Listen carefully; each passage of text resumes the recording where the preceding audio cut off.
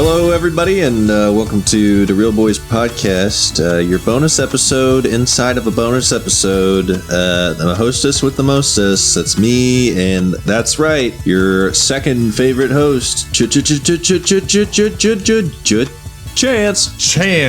Yes, sirree. Today, your bonus episode is without JT. It's just me and Ethan going to be a dynamic duo today. Tag team in this thing. Yeah. Doing a little Eiffel Tower on this little podcast got going here. This dirty little slutty podcast we got here. Oh, yeah.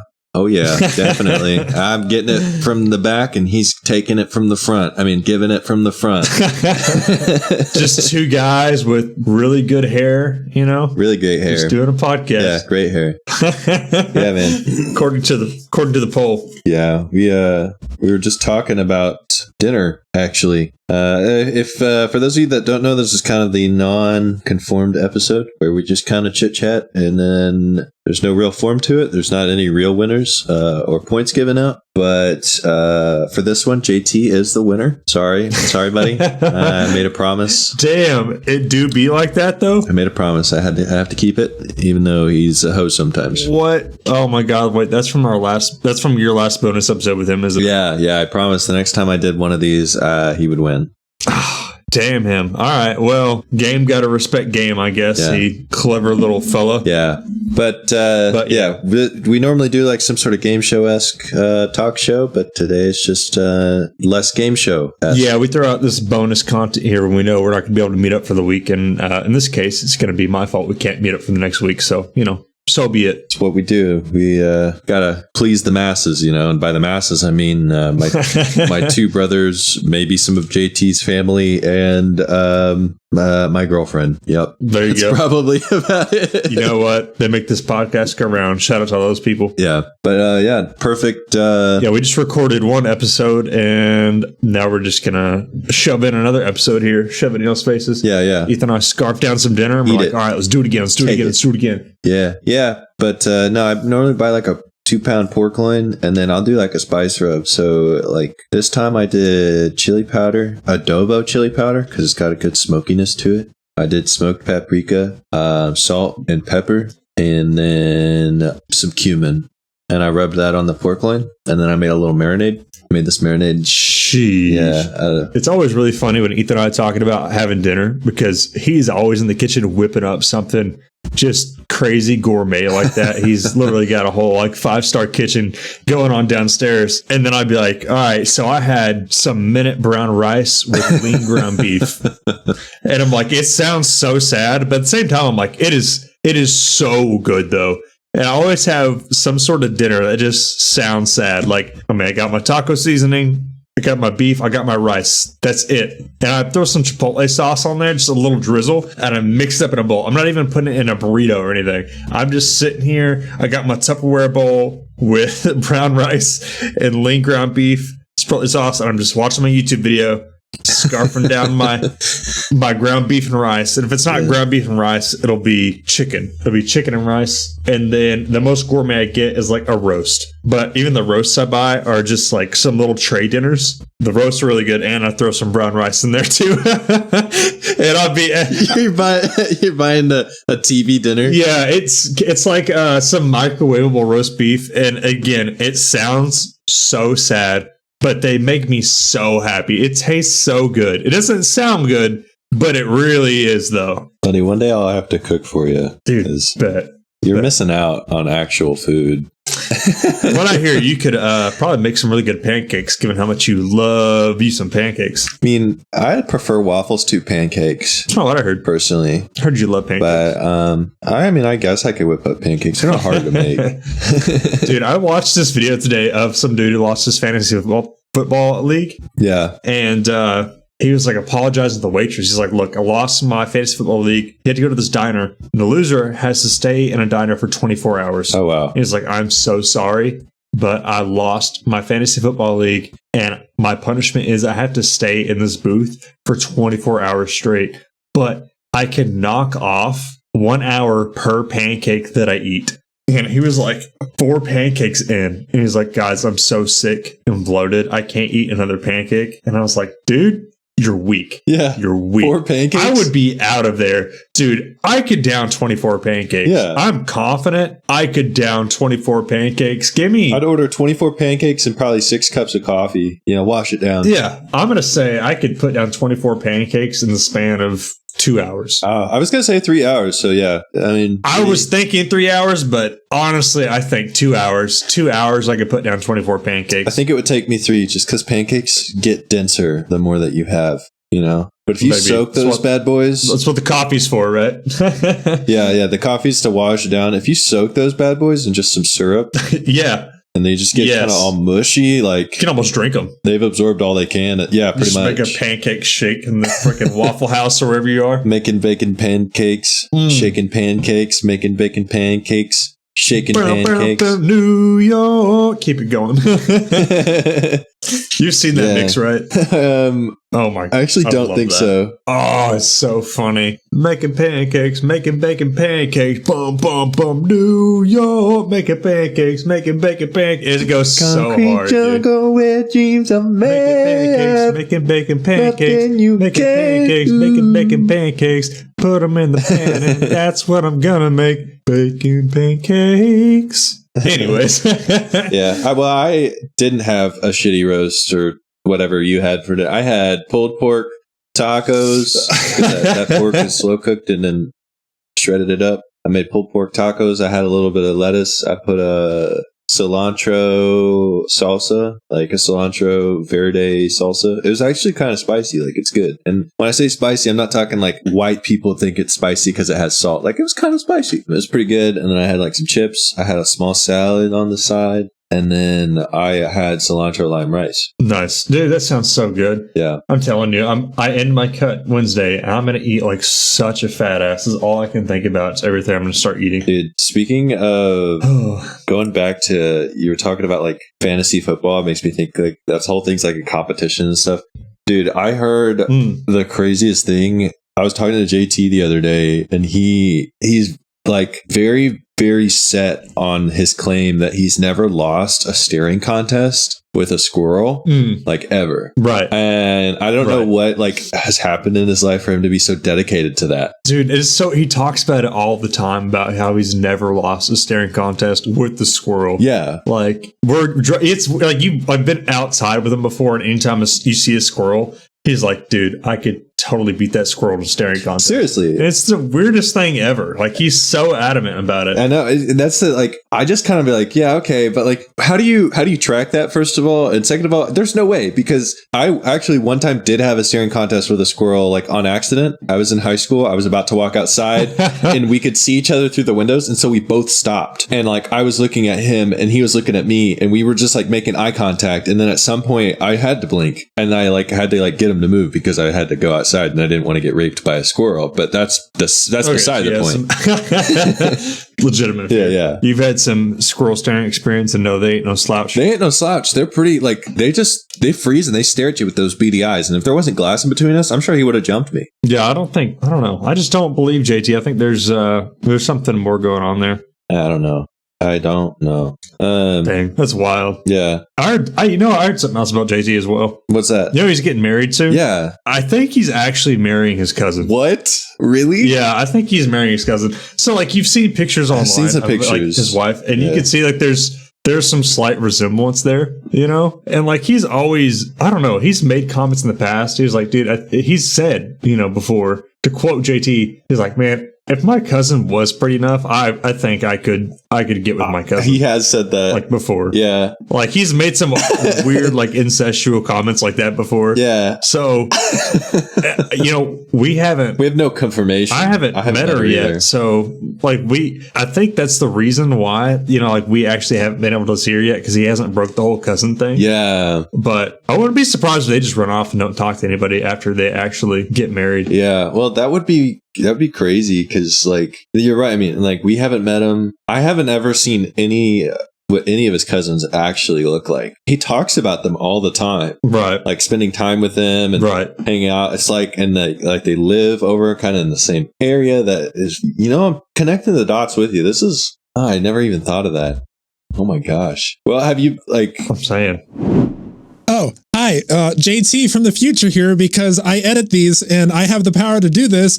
Screw these guys and screw what everything they're saying. No, I'm not marrying my cousin, you fools. And now we're going to go over some things that both Chance and Ethan have said. Okay, so 1 second while I think of things. Oh yeah, here's something that Chance has told me. He really goes on about it quite often too. It's that he's gender swapped 3 times. Chance is gender swapped 3 times. First he started out as a guy and then went to a girl, back to a guy, and then went back to a girl.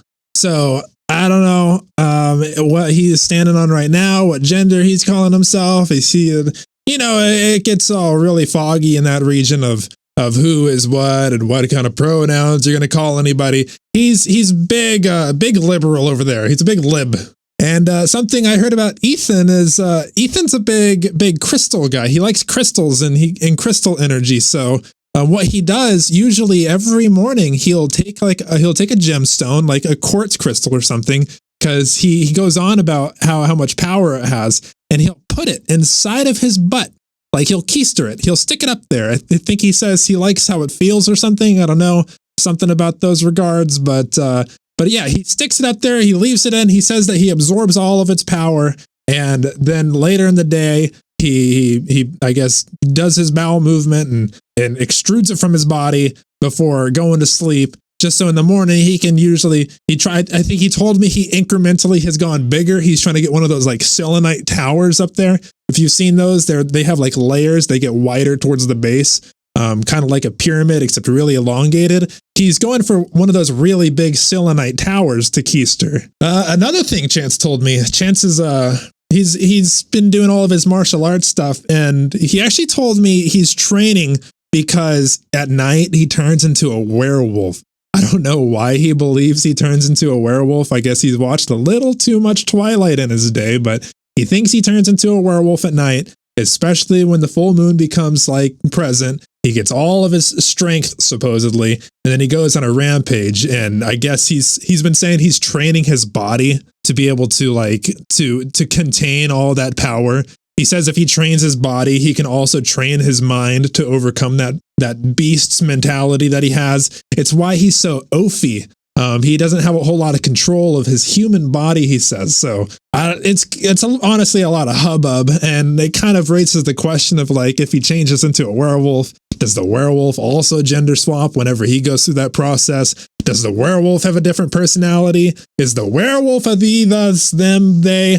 I have no idea. You're going to have to ask Chance those questions. Maybe hit him up on the subreddit. I'm sure he loves to talk about that stuff.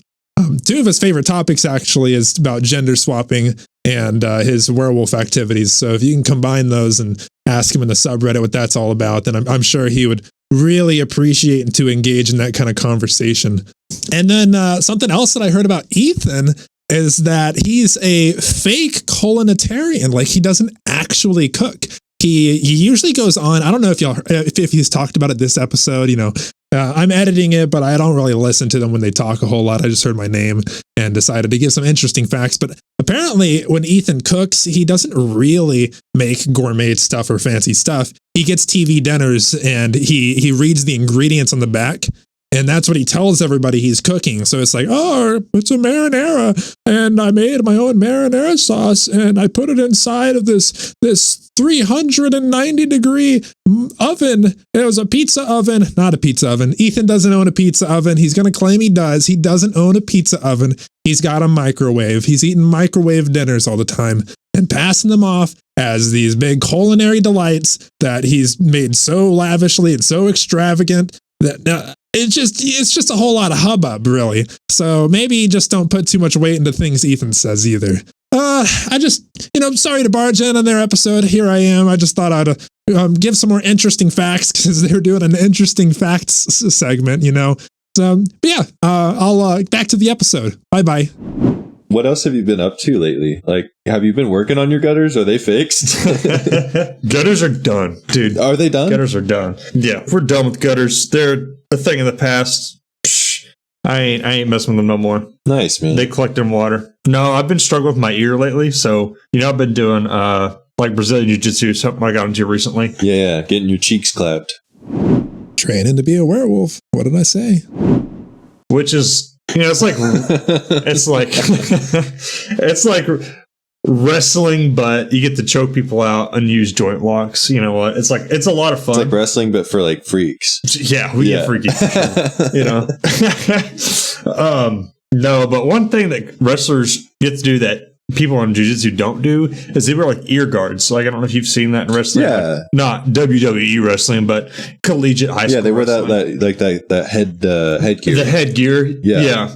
Well, they don't do that in jiu-jitsu. So a common problem you'll have with jiu-jitsu is something called cauliflower ear. And it's anytime you get trauma to your ear, like the blood vessels rupture, from what I understand. So boxers will get it a lot from getting hit in the ear. And then jiu-jitsu will get it from like maybe rubbing your ear on the floor or somebody squeezing it real tight. And, you're trying to break out of their grip and it'll just rub your ear really hard. So that creates like a hematoma, right?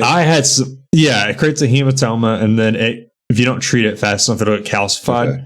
So I had a little bit of that going on one night after class. I started feeling my ear. It was swollen up just a little bit, and I wasn't too concerned about it. And I got home and I started feeling it more, and like looking in the mirror and like comparing my left ear size to my right ear size. Like, oh man, this left one's a little bit bigger. So I immediately did what anybody does when they have like a medical issue, and I just started reading up online what I need to do. They said you had super cancer. Google AI was like, you have to get this treated within 6 hours or your ear will calcify and it will not be reversible. It'll be irreversible. You'll be like that forever. Now I'm just upset nobody commented on the pun irreversible. Come on, guys. This is amateur hour over here. So I'm like, oh shit, I got to get this fixed like right now. And so I started looking up at what people usually do. And what they suggest is like, oh, hey, go seek medical help and get your ear drained. Well, I can't go to the ER because it's not like a life-threatening emergency. No, it's not worth the money. So I could go to urgent care. And then also what a lot of people do is they just take their own needle and syringe and they'll stick it in their ear and they'll drain it. So I start going around town trying to find insulin needles. Like, I went to CVS and I feel like a fucking heroin addict because I'm out here looking for needles. And I went to like 3 different places, couldn't find needles anywhere, which I didn't think I was going to be able to find needles in the first place because selling needles over the counter just sounds like a really bad idea. Yeah. But if you look it up and do some reading, apparently it's very common to go to a pharmacy and say, hey, I need some insulin needles, and they'll sell you insulin needles, but not in every state. In my state, just happens to be one where they decided, hey, we're not just going to sell needles over the counter. Fair enough. I mean, respectable. So, I mean, I was really inconvenient for me trying to hunt down needles all night, but I'm like, I respect it.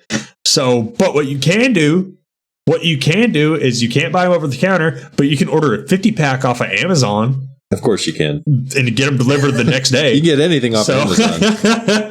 So that's exactly what I did. And I ended up ordering like an 18-gauge needle based off of some, forums read online and people treating themselves. I got that needle in. It was thick. It was huge. And I was like, nah, I'm not jamming that in my ear. So I ended up ordering some smaller needles and still barely being able to drain my ears because stabbing yourself in the ear and trying to pull back and drain liquid from your ear, it's kind of takes some dexterity that I don't have. So I got it good enough, but I hope I never have to do that again. But I probably will. And now I have like 100 needles in my house that I have to try to put away and hope nobody discovers. Well, they tend to use 18-gauge needles in like trauma cases where they have like large volumes of fluid that they need to move, or like blood transfusions. They'll use 18-gauge as well, or so I've heard. Yep. That's what I've been doing. So I'm going to keep going. I'm going to keep doing the kickboxing, jiu-jitsu classes, and go to the gym and all that good stuff so I can get stronger. Be a healthy guy over here. You know what? Speaking of trying to get strong, you know how Josh named his baby Atlas? Yeah. And it's the weirdest. I know Josh really wants his baby to like live up to his name. Yeah. Like he's going to be one of those dads who just puts all sorts of pressure on his son to be like, an all-star athlete. Yeah. Because, Josh he's like that. Yeah, he's like that. Super competitive. Was like a big sports star, Chad kind of guy back in his day in school. Yeah. He played he said he played like 6 sports in high school. Yeah. He played like 6 sports. He was like the captain of the football team, fastest kid on the track sort of deal. He was the point guard for his basketball team. Little LeBron out there. Yeah, he was deadlifting champ. Yep. He held the state record for a couple years in a row, I think. Yeah. Anyway, so he's always trying to stuff Atlas full of as much protein as possible. But I saw next to their baby food the other day when I was at his house, a can of puppy chow. Oh. Some canned puppy food. Oh my gosh. I'm pretty sure Josh is feeding Atlas puppy food because it has so much protein in it. And I asked him, why do you have puppy food? I know you have dogs, but they're not puppies. He's like, oh, it's just their preferred meal. But then I see Atlas whenever the can is around reaching out for the can of puppy food. Oh no. Whenever you can see it in sight. Whenever he's got some sort of knowledge that we don't. You're saying he's feeding his son puppy chow? Dude, I think Josh is feeding Atlas puppy chow because it has so much protein in it. And Josh just wants Atlas to be so big and strong, ready to hold up the world. I think he's been feeding his son puppy food. That would explain why that kid has some of the most rippling muscles I've ever seen on a child under 1 year old. Dude, he is 7 months old and has a perfect 12-pack. Yeah, it's insane. It's crazy. That kid, I've seen that kid do a full handstand already. And I'd be afraid to arm wrestle. Biceps, dude. I can only imagine if he were to get upset and start swinging on one of his parents.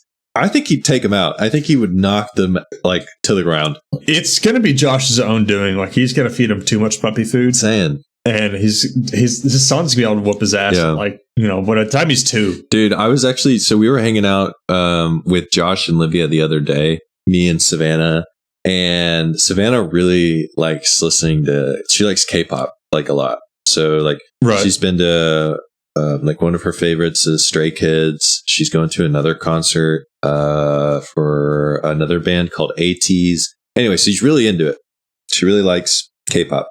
Well, we were talking about K-pop, and Livia's kind of likes some K-pop as well. But she mentioned to me on the DL that Josh allegedly first of all, Josh is a really big K-pop fan. Apparently, I didn't know this about him. He seems normally pretty Josh is pretty reserved, pretty low key. But apparently he really likes K-pop and knows the full choreography to at least 3 or 4 K-pop songs, but denies it every time. Because have you ever seen one of their videos? I mean, the whole thing, they've got a dance through the whole shebang. The music videos are really over the top. Yeah, Josh apparently knows choreography to 3 or 4 K-pop songs, which is kind of crazy. You think he's got a secret TikTok account or something we could probably dig up? Dude, he might have a sleeper cell TikTok. Yeah. I'm gonna start playing what bands do you think he's into? Anything specific or he could be into Blackpink, or I honestly don't know. There's a lot of different bands. We'll start dropping these songs around him casually. Just start playing them while we're hanging around and just glance over, see if he does anything. Yeah, I don't know. We'll see. I mean, he's got such a slim, petite figure to him. He probably would be a really good dancer, though. Maybe we can break him out of his shell. Dude, it'd be great if we could catch him with the right song and just kind of he just kind of starts hitting it. I feel at that point his body wouldn't know what to do, and he would just the electricity would be flowing, and he'd start pop, dropping, and locking. Maybe if we also jump in there with him. We learn the dances ourselves. Yeah, we could try and learn one. Yeah. We could maybe, get him to come out of his shell. Pursue him. Yeah. Convince him to start showing us these moves. Yeah, dude. I'm going to be a part of his secret K-pop life. We're missing out. Yeah. I mean, it makes sense with his wicked athleticism too, all that. I can't believe I never thought that maybe he was a dancer. Actually, a lot of football players would do ballet because it's great for flexibility and stuff. So makes sense. Dude. Sorry, I'm just thinking about football players going to K-pop concerts now and doing the dances. you look over, you see Travis Kelce in the crowd. Shit, just dude, that'd be funny. On. Oh my god! You know what else I heard about Josh? So I noticed that what's that? He hasn't been him and Livia have 2 beds, in their bedroom, and he hasn't been sleeping in the same bed as Livia. Oh yeah. I think Josh still pees his bed. Oh wow! I think Josh still pees his bed. You think? Dude. I've noticed that. Oh my gosh, that would like every time I go over there, they're like washing sheets. Like I don't. There's so much sheets. True. They're always like they make almost like a big deal about it. You know, it's weird. It's like a cry for help. He's always mentioning that too, and it's like abnormal. You wash your sheets like maybe like once a week, maybe once every 2 weeks at most, I guess. But yeah, I change my sheets like once a week, once every 2 weeks. Depends. Sometimes I'm a little lazy on it. But it's weird. He's always talking about how he's washing his sheets. And then always kind of a funky smell in the room too. But yeah, I think Josh is still peeing his bed. It adds up. That would make like he never goes to the bathroom when he's out with us. He's always like, "Oh no, it's okay. I'll wait till I get home." So maybe he like wants to pee his bed. I've never seen him use the bathroom. Yeah, maybe he like wants to pee his bed. You think it's like a weird sex thing? Maybe it's a kink or it's a comforting thing. Maybe he just wears diapers. I don't know. You think so? I don't know. I don't know, man. Maybe he's trying to become one with his son in that sense and like really understand where his kid's coming from. Yeah, but I heard from a reliable source that Livia kicked him out of his out of their bed because he can't control his bladder anymore. Dang, that's crazy. Yeah, don't tell anybody though. No, I won't. Definitely. We'll definitely remember to cut this part out. Yeah. JT, you know what to do. Wink. Wink, nudge. Oh man, you heard anything other interesting rumors about any of our friends? I did hear one, but I actually think this one's true. So JT, we know that he kind of has some really annoying neighbors. Mm. This was like before he started trucking around, because I was talking to like his mom and some other family members of his, and like how he just really hates his neighbors. They're loud and noisy, right, and messy. So he apparently built like a functioning trebuchet that just like launches like 6 to 10 watermelons at a time at his neighbor's property. It's like his version of, I guess, garden warfare, Dude, there is a video on YouTube of him having built a trebuchet, launching stuff out of it. Yeah. Well, he intentionally, he has one, to launch like gross watermelons at his neighbors to just like ruin their houses and stuff. I think I've saw him like they showed me like a video of him like loading what looked to be like just like 12 cartons of eggs to like egg their house all in one go. Good for him though. I'm actually upset he hasn't invited me to for real go launch shit out of a trebuchet at somebody's house. Yeah, I don't know why he hasn't talked to us about it either. I mean, I'm down to supply some ammo here, but I wouldn't be surprised if he starts launching animals out of that trebuchet too. Dude, I've heard that JT is actually pretty mean to animals, not gonna lie. Probably why he's going to stare down squirrels all the time. Really? What does he do? How? So, how he's just telling us about all those fleas that infested his house? Yeah. I've heard that he's intentionally making these fleas stronger. He's microdosing the fleas with flea poison and Raid and dish soap water to create stronger fleas because he gets off on watching animals suffer. Oh, ew. Gross. Yeah. So he's trying to create this super breed of fleas to launch on the world to just ruin all animals' lives and have them deal with these fleas. That I just never saw JT to be that kind of guy, I will not stand for this slander. I love animals.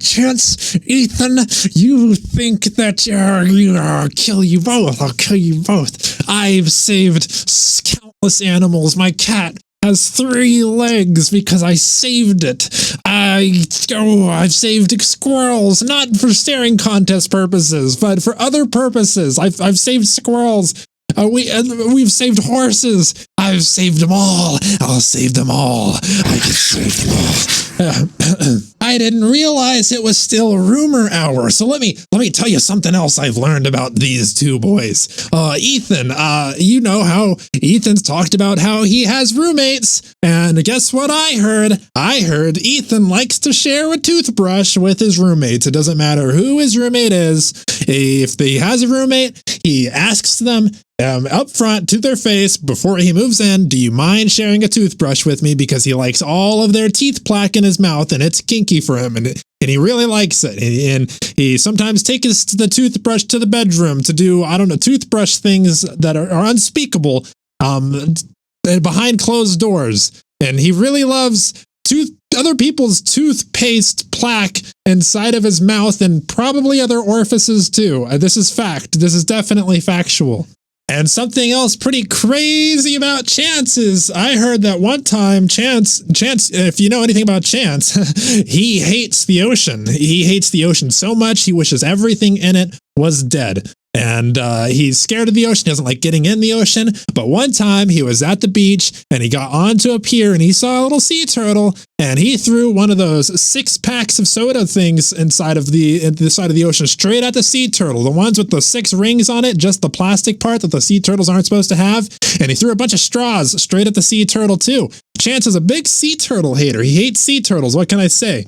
And he watched the sea turtle get its head stuck inside of the net. And the straws went in its nose and stuff, and he killed it. He murdered the sea turtle, and it was tragic, and he should be put in jail. Somebody arrest this man because he's not a good person. He's slandering other people for abusing animals, but Chance is a big animal abuser himself. He hates animals. Animal hater, ocean hater. Ethan is a toothbrush sharer, likes to keister rocks and stuff. So I don't know what to tell you. Bad people all the way around right here. You don't want anything to do with Chance or Ethan. They suck. I'll resume the episode now. Dude, you think you know somebody, but you really just never know who's out there creating super fleas. Honestly, I'd be terrified of super fleas. Like I said, we used to have like a bit of a flea problem, and like we like soaped our house down with like literally like a pesticide pump sprayer filled with like soapy water, and we like sprayed our house down, and that like killed them. But we had to sweep that like the house like for like I remember like my dad did it for like months, and finally like it was like taken care of and it calmed down, and it wasn't like it ended up being like resolved. But it was one of those things that like it was kind of like really terrible because you would take a step in the back door and then you'd look down at your pant leg and it's just like black.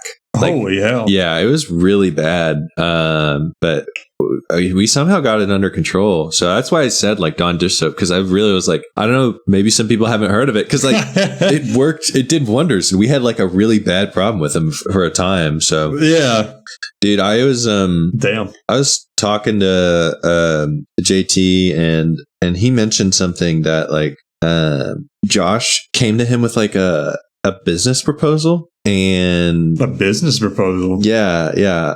So you know Josh is doing like these wacky businesses like scamming the elderly. Dude, always. And like, you know, Lord knows what else. But I mean, here's one of the others. He approached JT with wanting to start a business to sell artisanal oxygen.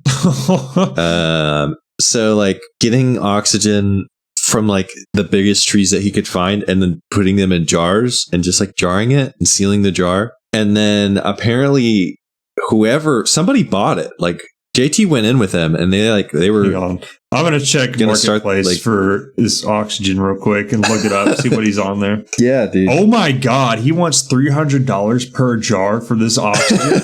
Yeah. Who did he sell it to? Well, so he actually got a customer and they complained about it. They complained about the air. They said it smelled too much like a Tuesday. Oh man, Tuesday oxygen?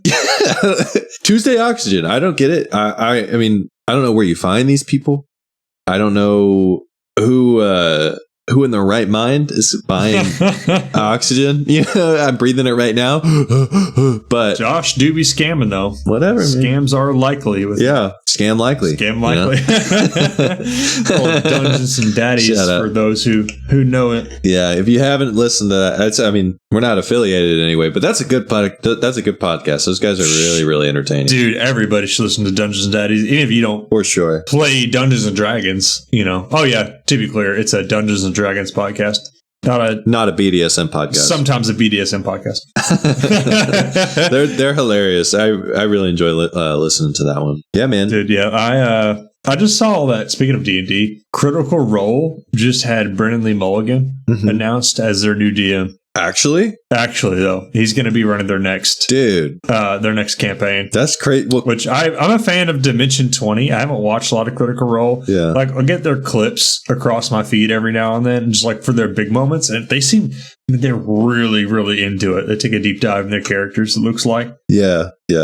But I know like Dimension 20 and Critical Role are the two big D&D podcasts, and now they're crossing over. One of the best DMs, and I think it's because I I think it's because Matt Mercer is going to be playing now, and Yeah. maybe he's doing a. Well, I knew that, like, so Matt Mercer, like, Critical Role, Smosh, Dropout, all these people, like, are kind of intertwined in the sense that, like, a lot of them know each other or have worked with each other before, or, like, they'll, like, join each other on, like, different episodes as, like, guests or whatever of whatever shows that they have going on for, like, any of their shows. So, no, that'll be really cool to see, because, like, Matt Mercer's been on Dimension 20. Some of the people from Smosh have been on Game Changer. Dude, they so Dropout is, like, they have Game Changer. I was watching one of the more recent episodes, and they were doing this challenge where they had to make the most viral video, and they gave the contestants a certain amount of money. Mm-hmm. People will come pitch ideas, and they'd say, okay, I'll give you $3,000 to make this episode happen. And this girl named Katie Maravich, I don't know if you're familiar with that cast member, she was like, Yeah. you let me run a whole episode of Dimension 20. And she's like, for reference, I was on one single episode of Dimension 20 and I was never asked to play again. And you just need to go look that up for yourself. But they brought Matt Mercer in, Brendan Lee Mulligan, and then one other girl, I can't remember her name, but she's also a renowned DM for D&D. Yeah. And then you had just the worst person DMing for these three master dungeon masters. I think absolutely no knowledge. And so you ran a couple campaigns, maybe a few campaigns before yourself. Yeah. You would absolutely get a kick out of this video, but that video ended up getting a whole lot of views. You should give it a watch. Really? Yeah, it's painful. I'll have to check it out. It is painful. Even like, so I haven't DM'd at all, but just haven't played D&D enough. Like, it's painful to have, like, watch these guys sit through it. Man. Yeah. Oh shoot. Well, man. Well, we got time for a couple more minutes, I think. I've got like one more thing that I do want to get in before we wrap this whole thing up. All right. My brain just started lagging and I couldn't figure it out. So JT actually has a playlist. I saw it on his phone one time, and it's labeled For the Apocalypse. And I asked him what it was, and he was really kind of like reclusive about it. But it was like on his Spotify, and he had this playlist labeled For the Apocalypse. What? And at first I was like, maybe it's just like some grunge death metal or like new metal. Or some alt rock, some music. Yeah. Hard stuff. And then I took a look, and it's just some kazoo cover of Eye of the Tiger on repeat. It's like on the playlist like 25 or 30 times, and it's just the same cover. That'll change you, man. That would change you, man. I actually want to hear this. I don't have a kazoo on me.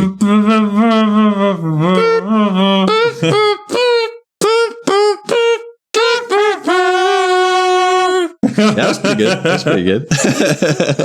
That would be terrible. Imagine having to listen to that like 24 hours. Holy hell. Well, apparently he's all about it, extra. Read all about it. He's all about his kazoo covers of Eye of the Tiger specifically. That does explain his tiger-themed kazoo tattoo he has on his left thigh. Oh my God. Yeah. I can't believe I didn't put that together. Considering I saw the playlist. Oh my goodness. That makes we've asked him about that like 10 times, and he's always like, oh, don't worry about it. He always brushes it off. Yeah. Don't worry about it. He always says that. Oh my goodness. Cousin kazoo loving animal abusing guy. Yeah, he's so backwards. What a wild dude. This one doesn't even require a response. Screw these guys. Screw them. Yeah. Well, all right, you got anything else for these guys before we head out, or we want to call it? No, I think that's all I heard about, but we should definitely get ready for tea time again. Yeah, man. Tea time. Some other time. Tea time. Dude, we got some tea to dish out. For sure. Piping hot. We love sipping on it. Always. Just you and me, buddy, against the world. This should be a recurring episode. We'll call it tea time. We'll call it tea time. That's just bonus episode. Time. That's great. Yeah. Yeah. Well, listeners, thanks so much for tuning in to this off-brand episode. Hopefully, you got some juicy details, though. And if If you got something to share, just let us know on the Reddit. Hit us up. Of course, that's at DaRealBois Podcast. You can find us on YouTube, Reddit, and Spotify. Give us a follow. Smash that like button or whatever the hell they say. Ring that bell. Smash like button. But no, if you happen to have heard any tea about our fellow co-host contestants, let us know on the Reddit. I'd be interested to hear what the birds are saying out there on the street. Yeah, for sure. We'll compile a small list and bring this back when it comes back down to tea time with Chance and Ethan. Yeah, who knows? Maybe the best tea will get on one of these bonus episodes. Maybe. We'll see. Well, as I mentioned previously, unfortunately, JT is the winner for this episode. I am sad about it. I really am. Yeah. Yes, that is correct. I am the winner of this episode. And let's just say that I am tallying this win explicitly. It is mine. Chance, you cannot win. And this is my episode. I am the winner. It is my birthright because Chance, Ethan made a deal. Ethan made a deal with me a second time. A promise for a second time. And now I am debt free. And oh boy. We might have thought Ethan's villain arc was coming up last episode, but I think I feel something brewing after this. I think I feel vengeance, buddy. I think I feel vengeance for a couple people coming up in the future. What it's gonna be, I don't know. I don't know what I'll do. I don't know what lengths I'll go to or how I'll execute this. I do know you should be afraid. You both should be very, very afraid.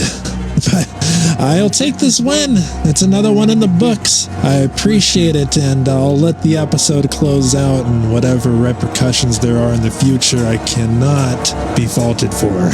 This is your doing. This is both of y'all's doing. And I'll see y'all soon. But we'll see you in the next one. Second win in a row that's stolen from me. All right. All right. Bye. Podcast out. Later.